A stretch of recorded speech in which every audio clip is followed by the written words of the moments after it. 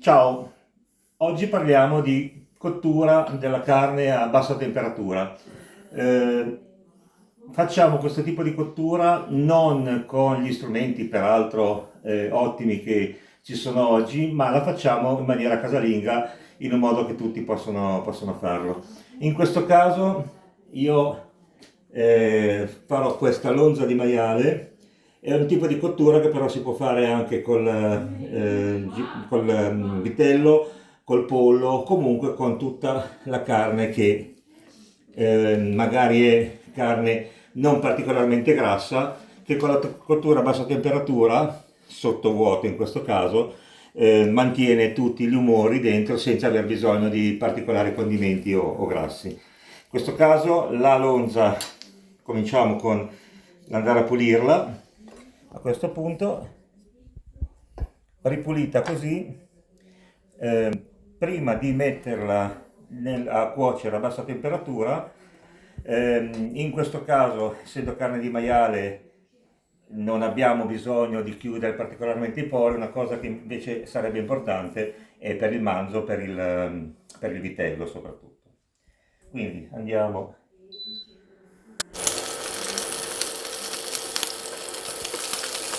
Come vedete, a questo punto abbiamo brustolito, stiamo brustolendo in realtà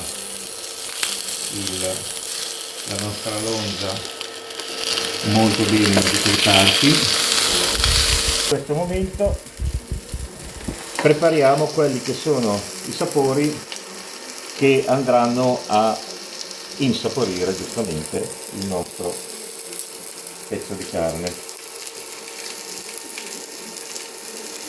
Abbiamo la fortuna noi di avere l'orticello, la sezione erbe aromatiche, tutto quello che sto usando, prima il rosmarino, questo è timo, tutto quello che usiamo e che userò oggi viene per fortuna dal nostro orto.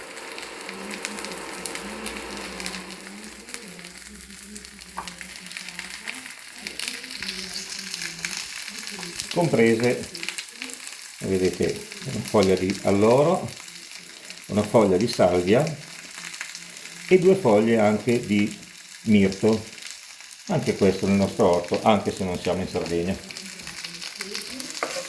Per aiutarmi, tanto comunque ci va nel triturare gli aromi, uso anche un po' di sale.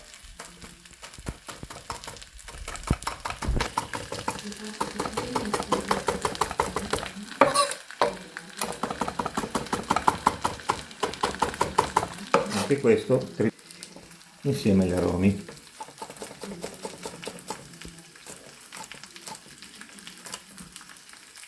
Non ho tolto l'anima, è un aglio particolarmente dolce e in ogni caso in questa occasione non è completamente all'interno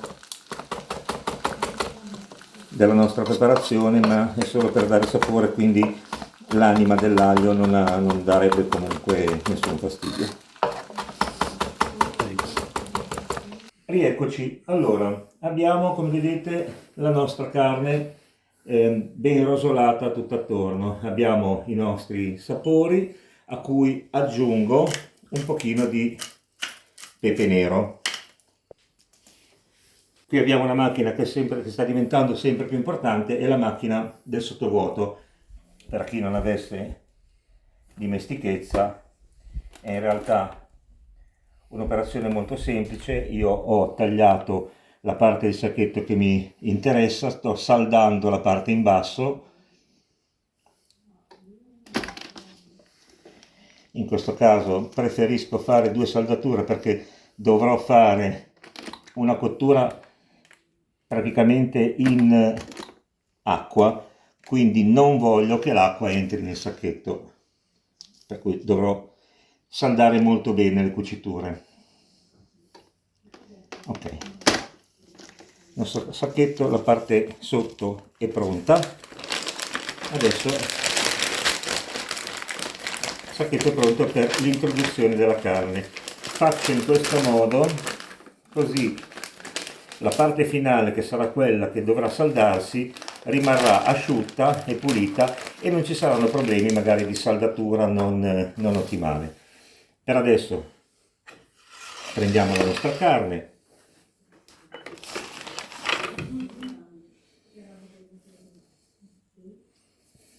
massaggiamo tutti i lati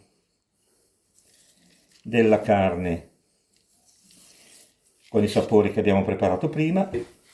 Ok, a questo punto, con attenzione a non sporcare appunto la parte del sacchetto che poi andrà a doversi saldare, inseriamo la carne qui.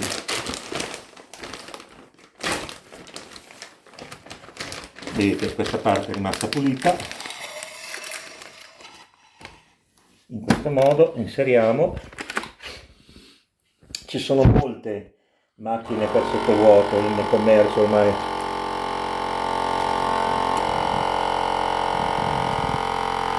Questa noi la usiamo da parecchio e abbiamo imparato a utilizzarla in tanti modi.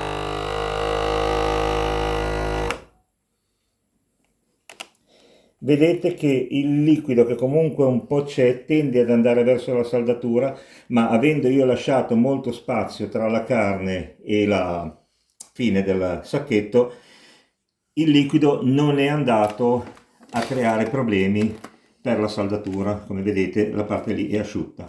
Anche qui comunque ripeto la saldatura. Questa macchina, come quasi la maggior parte delle macchine, ormai ha la possibilità di funzionare. Funziona sia con la saldatura alla fine del sottovuoto che con la semplice saldatura. In questo momento la carne, come vedete, è sottovuoto con tutti i suoi gusti. Ora passiamo all'ultima fase della cottura, la cottura vera e propria. Ecco, allora qui un altro strumento, direi abbastanza importante, oserei dire indispensabile, ma poi vi spiego come si può fare anche senza il termometro. Questo termometro sta misurando la temperatura dell'acqua che ho precedentemente fatto scaldare. Non sta bollendo, come vedete, è in questo momento a 86 gradi. Io introdurrò la mia carne sottovuoto in questo modo. L'acqua ovviamente senza sale, senza nulla, non serve. L'importante è che copra perfettamente la carne, che essendo più fredda farà scendere il termometro, in qualche minuto dovrebbe scendere al di sotto degli 80 gradi. Noi dovremo mantenere la cottura della carne intorno ai 75-80 gradi, e questo serve il termometro, per circa 3 volte la cottura normale della carne. Cosa significa? Significa che normalmente un chilo di carne arrosto si dice cuoce in circa un'ora, un chilo un'ora. In questo caso abbiamo un di lonza, la facciamo cuocere per 3 ore. In 3 ore sarà cotta senza aver perso chiaramente l'umidità. Quindi abbiamo d'occhio il termometro, in questo caso sta per scendere. Nel momento in cui il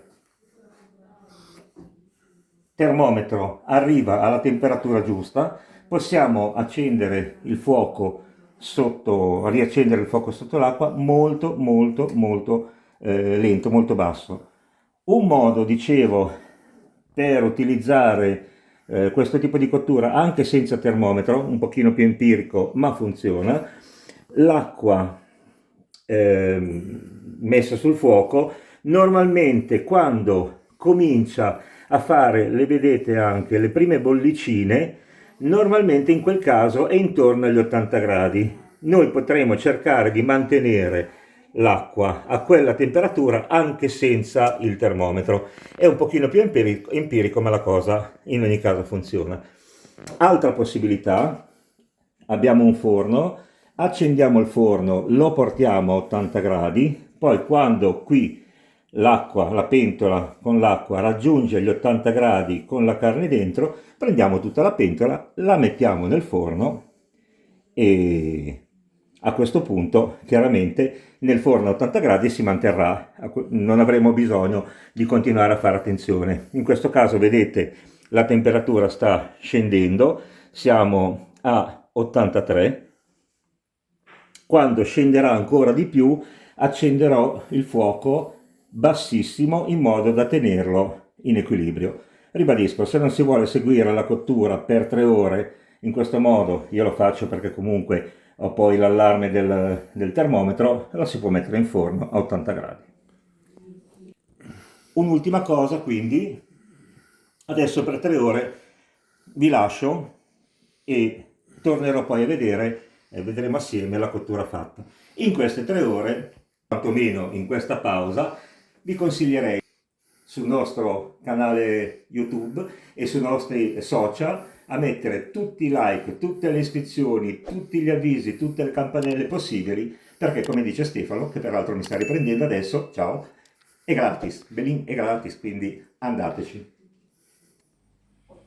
Molto bene, adesso vedete i 77 gradi sono quelli che adesso all'acqua ho fatto, come abbiamo detto, da 75 a 80.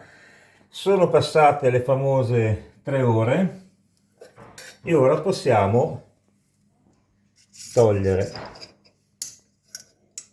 spegnere il fuoco e, aiutandoci con 2 attrezzi,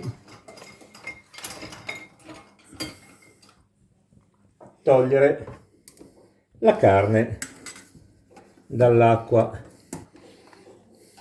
Eccola qui. Quindi adesso siamo in queste condizioni, vedete tutto il sughettino, l'ho messo in questa coppa per raccoglierlo.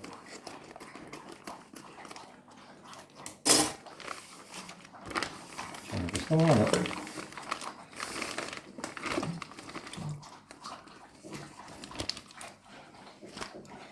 Il sugo che vedete, cioè, diciamo il brodo a questo punto che vedete in fondo, è utilizzabile restringendolo sia come sugo per la pasta, sia eventualmente ristretto per mangiare poi la carne come fosse un arrosto, però molto più morbido.